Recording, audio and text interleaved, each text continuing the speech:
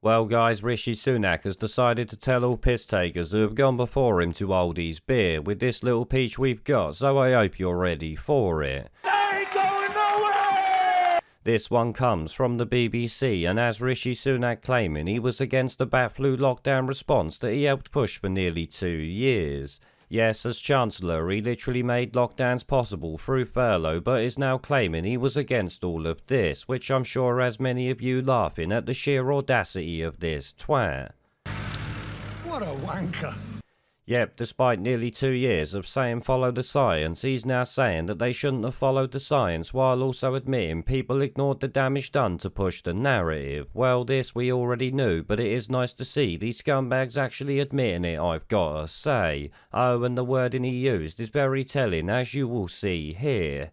Mr. Sunak says ministers should have talked more about what he describes as the trade-offs of lockdown, such as NHS backlogs and the impact on children's education. The script was not to ever acknowledge them. The script was, oh, there's no trade-offs because doing this for our health is good for the economy. Oh, the script, yeah, well, who was it who gave you that script? Because I'm sure people would love to know who's really controlling our so-called elected politicians.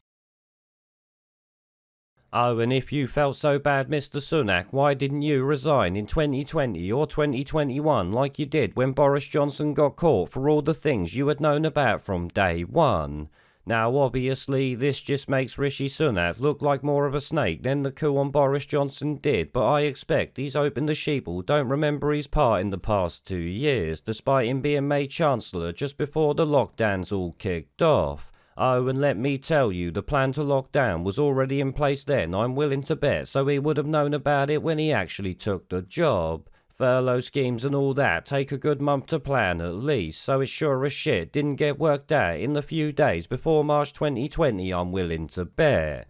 Obviously, him trying to distance himself and saying all this is just a ploy to get him in office, but hopefully it don't work. Hopefully the population sees through all this bullshit and people run around that still remember what happened over this past 2 years and he's part in it, telling every single sheep out there exactly what they know. Some people might well forget, so maybe it's on us to remind everyone what actually went on and who was involved in it.